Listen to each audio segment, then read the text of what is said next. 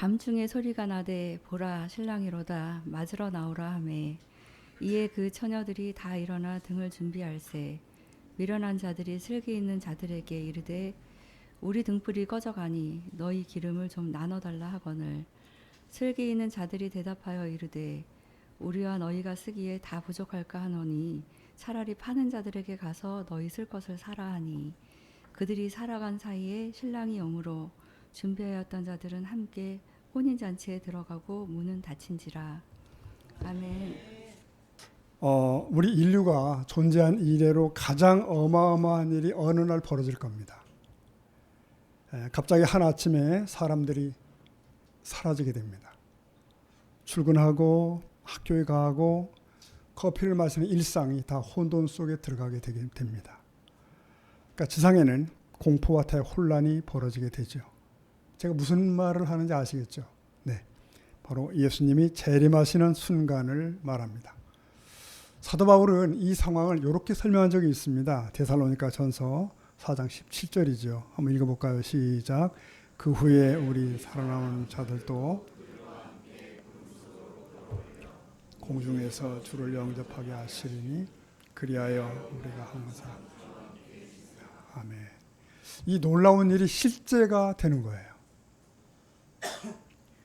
주께서 이 땅에 어떤 사람들을 끌어올리십니다. 하나님의 선택에 의해서 찰나적으로 데려감과 버려둠이 벌어집니다. 주님의 재림 얘기입니다. 초대교회 성도들은 이 신앙 때문에 무서운 핍박을 받았습니다. 그런데 그것을 이길 힘을 주의 재림에서 찾았습니다. 그들은 조만간에 예수님이 다시 오신다고 믿었습니다. 그렇게 알았습니다. 그래서 심각한 핍박을 견뎌낼 수가 있었습니다. 주님은 오셔. 이 고통을 끝내실 거야. 성도들은 피차간에 인사하면서 마라나타라고 했습니다. 안녕하세요라고 하지 않고 주님은 다시 오십니다. 라고 했습니다. 서로를 격려한 거죠. 그러면 오늘날은 어떨까요? 네, 예수 재림은 하나의 건조한 교리가 되고 있습니다. 예수님은 가신 지 2000년이나 되는데 아직도 안 오셨어. 때가 아니야. 한없이 미뤄질 거야. 정말 그 말이 맞는 말일까요? 정답은 이것입니다. 예수님은 더 늦게 오실 수도 있지만 더 빨리 오실 수도 있다. 즉 우리들 생전에 오실 수도 있다. 여러분 믿습니까? 네, 그러나 이런 긴박감을 갖는 이가 또 얼마나 되겠어요? 오늘 본문은 우리 주님께서 들려주신 비유입니다. 특히 그 주제가 예수님의 재림이에요. 그리고 그 첫 마디가 이렇게 시작됩니다. 25장 1절. 네, 읽어볼까요? 그때의 천국은 마치 등을 들고 네, 하나님의 나라 천국은 이렇게 임한다. 신랑을 맞으러 나간 열 처녀 상황처럼 우리에게 임한다는 것이죠. 이 이야기에서 예수님은 자기 자신을 신랑으로 비유하십니다. 신랑. 맞습니다. 역사의 끄트머리에서 주님은 거대한 혼인잔치가 열릴 것을 예고한 바가 있습니다. 자신은 신랑이시며 교회는 신부다. 이렇게 말씀하셨어요. 그렇다면 여기 나오는 열 처녀는 누굴까요? 적어도 신자들인 게 분명합니다. 그들은 신랑이 온다는 사실을 알고 있는 사람들이에요. 그럼에도 그들 중에 절반은 버려짐으로 끝납니다. 5명만 슬기로운 처녀로 인정이 됩니다. 즉 그들만 혼인잔치에 들어갈 자격을 얻게 되는 것이죠. 여러분, 당시 유대인의 결혼식은 주로 이제 밤에 열렸습니다. 신랑이 신부의 집으로 오면 신부의 친구들, 즉 들러리 처녀들이 이제 등불을 들고 나가서 맞이를 합니다. 가서 신랑을 맞이해서 혼인잔치 자리에 함께 들어가는 것이 관례였습니다. 신랑이 오는 시간은 대개 밤중이에요.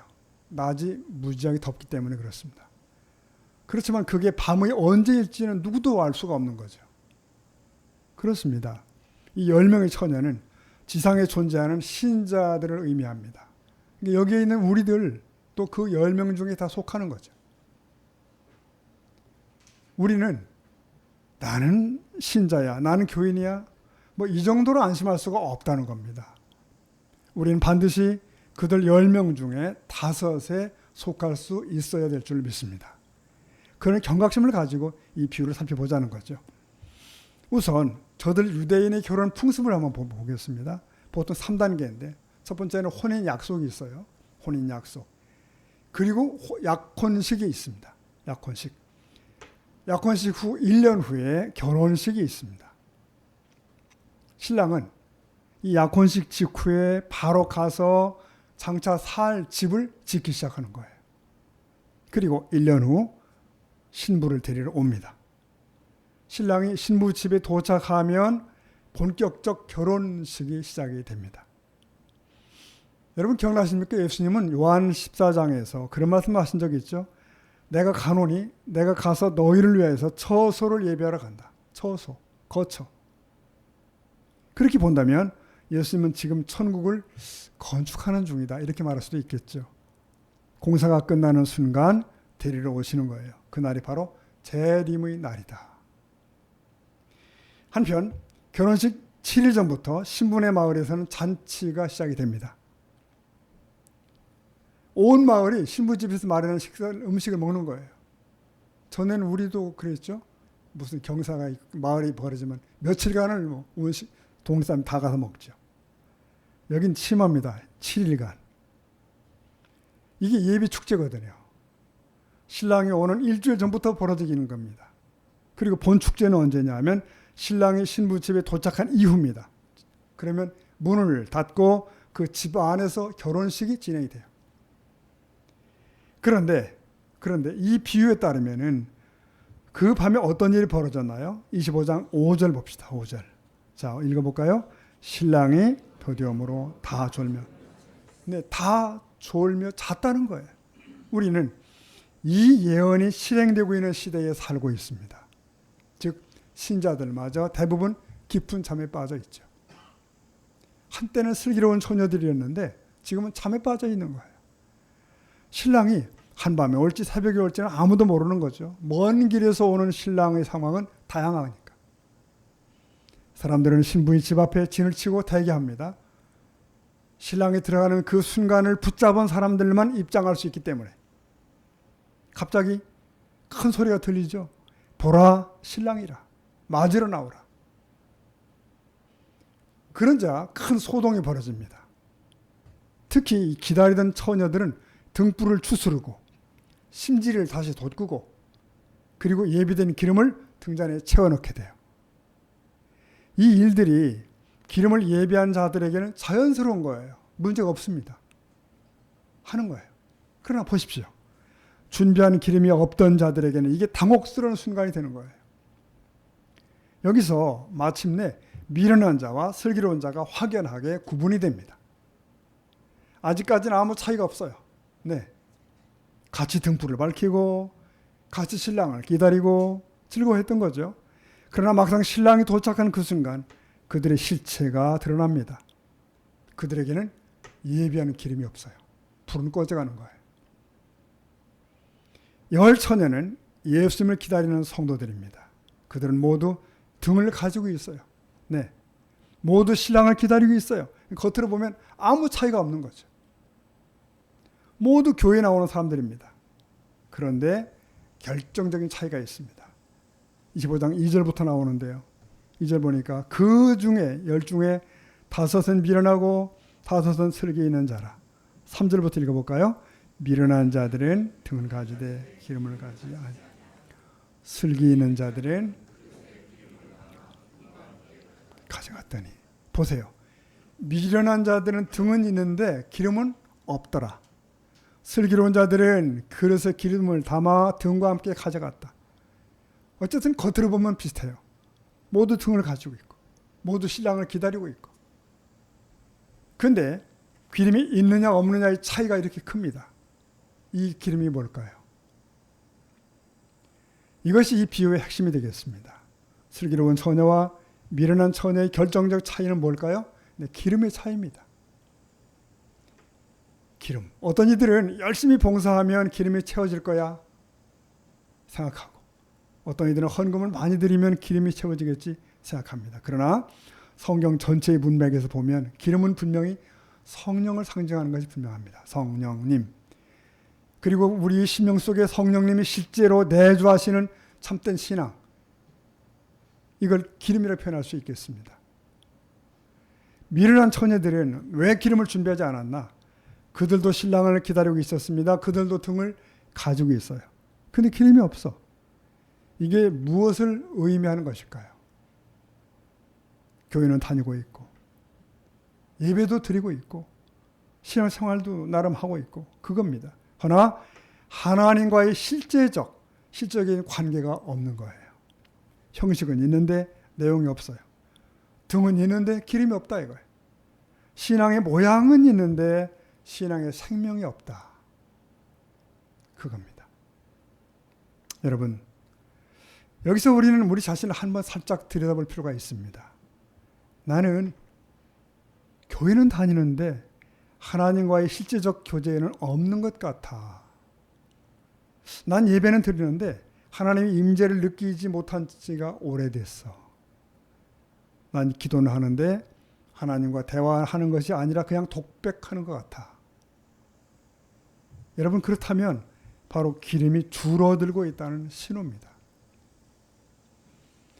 슬기로운 처녀들은 달랐죠. 그들은 단순히 등만 가져온 것이 아닙니다. 그릇에 기름을 담아 등과 함께 가져갔어요.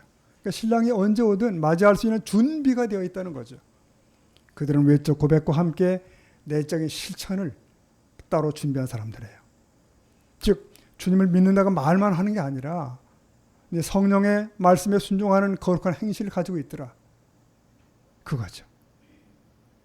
근데 중요한 것은요, 여기서 이 기름은 나누어 줄 수 있는 게 아니더라는 겁니다. 나눌 수가 없어요. 미련한 자들이 슬기로운 자들이 기름을 나눠달라 했을 때 슬기로운 자들은 이렇게 말하죠. 25장 9절 보니까요. 슬기는 자들이 대답하여 이르되, 읽어봅시다. 우리와 너희가 쓰기에 다 부족할까 하는 살아. 네, 보세요. 나눠줄 수 없대요. 얼핏 보면 냉정한 것 같잖아요. 냉정하다. 그러나 사실 그 기름은 나눌 수가 없습니다. 하나님과의 관계는 다른 사람이 대신해 줄 수 없다는 얘기입니다. 결코 공유할 수 없는 것 두 가지가 있대요. 뭐죠? 칫솔과 믿음. 칫솔과 믿음이래. 모든 사람은 자기 칫솔로만 양치질 합니다. 그리고 모든 사람은 자신의 믿음으로만 구원을 받습니다. 물론 여러분, 가족 안에 믿음이 견실한 이가 있는 건 복이에요. 복. 신실한 부모가 있으면 유익입니다. 큰. 신실한 배우자가 있다는 것도 내 믿음에 큰 힘이 되죠. 그러나 결국 나 자신의 믿음이 없으면 안 되는 거예요. 공허한 거예요. 우리는 각자 자신이 직접 하나님과의 관계를 쌓아가야 될 줄로 믿습니다. 기름을 준비를 하는 거예요. 그렇게. 여러분, 지금 내 기름 그릇은 채워져 있을까요? 교회는 다니고 있는데 하나님과의 실질적인 관계가 있나? 형식은 있는데 내용이 없는 것은 아닐까? 이 말씀을 드리면서 성경에서 이 재림을 준비하며 살았던 준비된 사람의 예가 있습니다. 바로 시므온이에요. 시므온. 이 사람은 예루살렘에 살던 사람이고요. 성경은 그를 이렇게 소개합니다. 누가복음 2장 25절에 보니까요. 예루살렘에 시므온이라 하는 사람이 있으니, 자 읽어봅시다. 이 사람은 의롭고 경건하여 성령이 그 위에, 보세요. 의롭고 경건하여 이스라엘의 위로를 기다리는 자다. 그리고 성령이 그 위에 계셨다고 설명되죠. 시몬은 평생 메시아를 기다린 사람이에요. 그 어둠의 시대에. 근데 그 기다림이 형식적인 기다림이 아니었어요. 네, 의롭고 경건하게 살면서 기다렸다. 성령이 함께 하시는 삶을 살면서 기다렸다. 이런 표현이 나오죠. 그러던 어느 날 시몬은 성령의 감동으로 성전에 들어갑니다. 들어가야 될 것 같은 거예요. 인도하심에 따라서. 그때 거기서 누굴 봐요? 마리아와 요셉을 보고 아기 예수를 만나게 됩니다. 즉각적으로 알아봤어요. 성령이 그에게 알려줬죠. 시몬은 예수님을 품에 안고 하나님을 찬송합니다. 드디어 메시아를 만났어요. 그 눈에 구원을 보았던 거죠. 이것이 예수님의 재림을 준비하며 사는 자의 삶의 모습일 수 있어요. 예수님이 오시는 그날을 소망하며 의롭고 경건하게 살아야 되겠다. 우리도 기름을 채우면서 기다리자. 성령과 함께하는 삶을 살아보자. 그러면 예수님이 오시는 그날 시므온처럼 그분을 알아볼 수가 있습니다. 즉각적으로 봅니다. 여러분, 그러면 신랑이 더디올 때 어떻게 살아야 되나? 예수님은 이렇게 말씀을 하십니다. 자, 25장 5절 다시 보십시다. 시작. 신랑이 더디오므로. 자, 신랑이 더디오자 다 졸며 잤대요. 슬기로운 처녀도 졸고 미련한 처녀도 졸고. 여러분, 밤이 늦으면 졸음이 오는 것은 당연한 이치겠죠. 지금 우리도 마찬가지예요.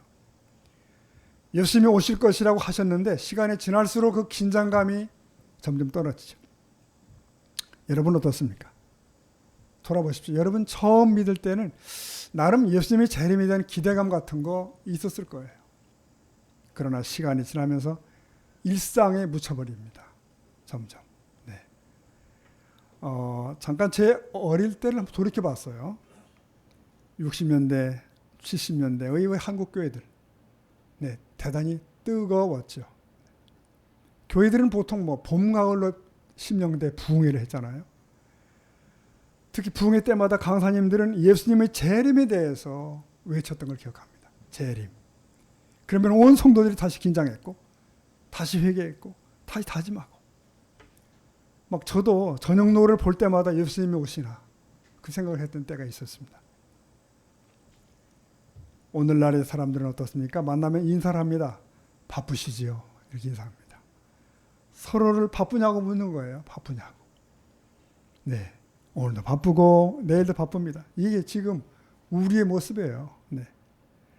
급한 일들이 많으니까 재림 준비 같은 거 뒤로 다 밀리죠. 예수님이 오신다는 건 알지만 오늘 하루가 다 바빠요. 내일도 바쁠 것 같습니다. 네. 재림 준비는 미루어두면 될 것 같아요. 하지만 예수님은 이렇게 경고하십니다. 마태복음 25장 13절입니다. 시작. 그런즉 깨어 있으라. 너희는 네, 분명히 말씀하시죠. 깨어 있으라는 거예요. 그날과 그때를 알지 못하기 때문에. 신랑이 더디 온다고 해서 기름 준비를 미루면 안 된다는 거예요. 오늘 하루하루를 재림을 준비하며 살아야 된다. 이게 그리스도인이에요.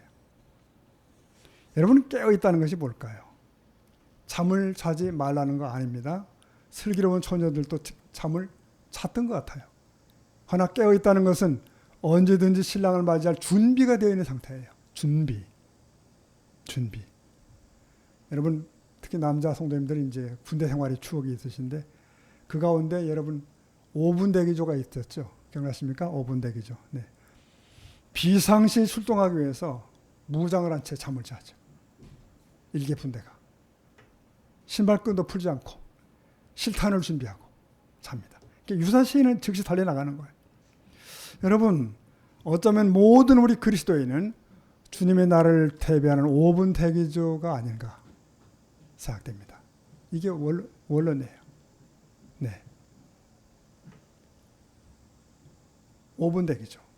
기름이 채워져 있는 거예요. 하나님과의 관계가 살아있는 거죠. 성도 여러분, 지금 우리의 신앙이 살아있는 것일까요? 네, 하나님과의 관계가 깨어 있을까요?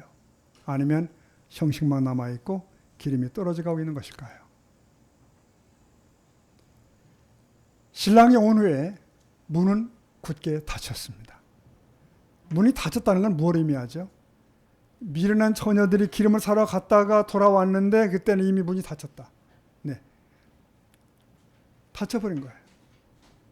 결국 미련한 자들은 신랑을 맞을 그 시간에 그 자리를 비우고 있었어요. 거기 없습니다. 그 사이에 문은 닫힌지라. 굳게 닫혀버린 문은 다시 열리지 않죠. 더 이상의 기회는 없는 겁니다. 기회가 없다는 말. 여기서 저는 노아의 홍수를 늘 생각합니다. 노아의 홍수. 노아가 방주를 지은 120년 긴 세월. 사람들은 비웃었죠. 먹고 마시고 시집가고 장가가고 시간은 그렇게 지났고 노아와 동물들이 다 방주에 탑니다. 승선 완료. 그 후에 어떤 일이 벌어진지 아시죠? 네, 여호와께서 문을 닫으시니라. 그럽니다. 여호와께서 문을 닫으시니라. 누가 닫죠? 여호와께서. 노아가 문을 닫은 거 아닙니다. 하나님께서 그 문을 닫으셨대요. 홍수가 쏟아지기 시작하자 사람들은 밖에서 아우성을 칩니다. 그러나 그 문은 닫혀진 거예요. 닫혀진 거예요. 여러분, 오늘은 구원의 문을 내 마음대로 드나들 수 있습니다. 오늘은. 그러나 어느 날은 닫혀버리는 거예요. 지금은 내 발로 교회를 들어올 수도 있고 나갈 수도 있고 그렇죠. 그러나 주님은 어느 날 그 문을 닫아버리십니다. 이게 늦게 돌아온 처녀들이 운명이에요. 그들의 비명소리를 들어보십시오. 25장 11절 한번 보십시다. 시작. 그 후에 남은 처녀들이 와서 네, 여기서 주여 주여라는 말이 참 예사롭지 않습니다. 이건 신앙 고백적 호칭이에요. 아무나 할 수 있는 말이 아니잖아요. 이 같은 내용은 마태복음 7장에서 나오죠. 예수님께서 말씀하시기를 나더러 주여 주여 하는 자마다 천국에 들어갈 것이 아니다 선언하신 적이 있어요. 따라서 이 미련한 자들이 닫혀진 문 앞에서 외치는 소리 주여 주여 이 소리는 아무 의미가 없습니다. 아무 소용이 없어요.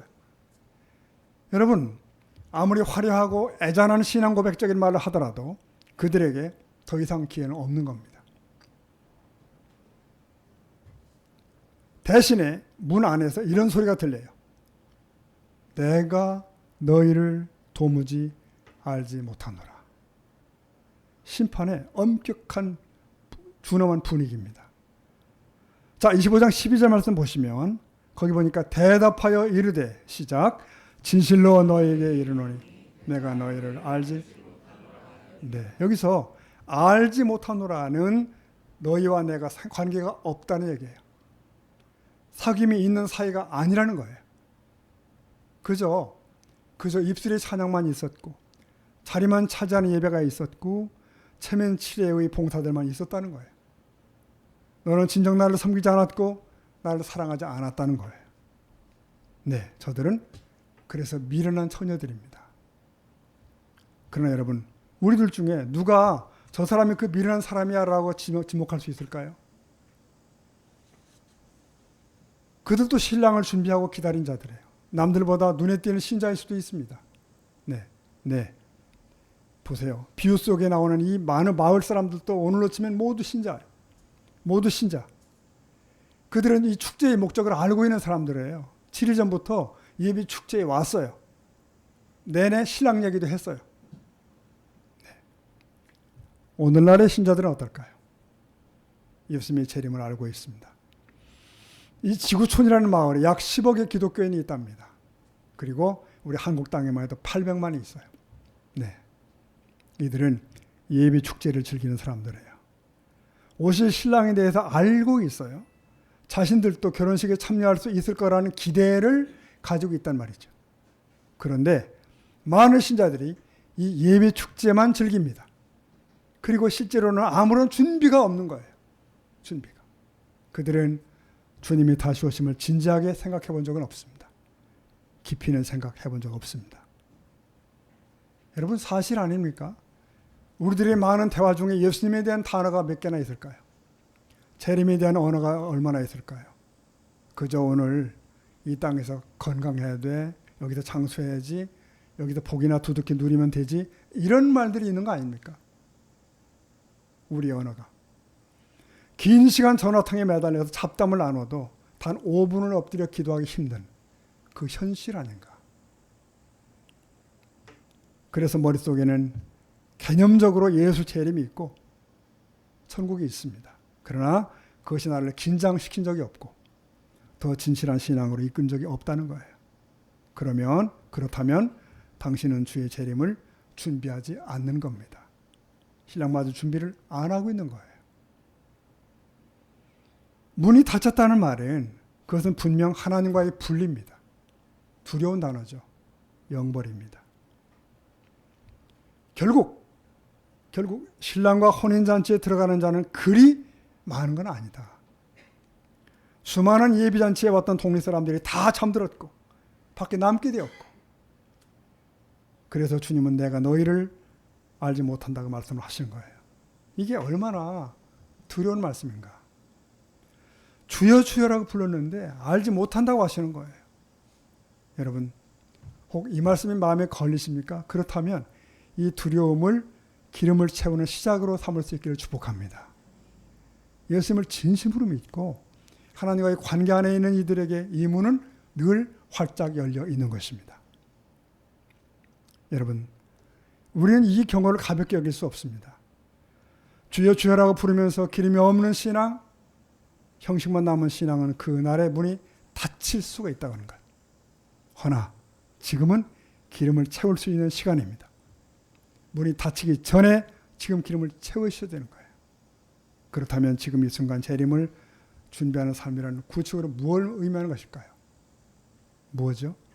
첫째는 나와 하나님과의 실제적 관계입니다. 실제적인 관계를 쌓아가자. 매 순간 성령을 따르자. 내주하시는 성령에 따라, 음성에 따라서. 그러다 보니까 매일 말씀을 대하게 되고 시간을 정하여 기도하게 되고 남들이 모르는 하나님과의 친밀함을 만들어가요. 그게 있어야 돼. 형식적 신앙이 아닌 살아있는 신앙을 갖자는 그런 얘기입니다. 안으로 깊어져가는 신앙. 아까 말씀드린 시므온처럼 성령이 함께 하시는 삶, 기다리는 삶. 사도 바울은 데살로니가전서 5장에서 그렇게 말씀하시죠. 자지 말고 깨어 정신을 차리라. 몽롱하지 말래요. 네.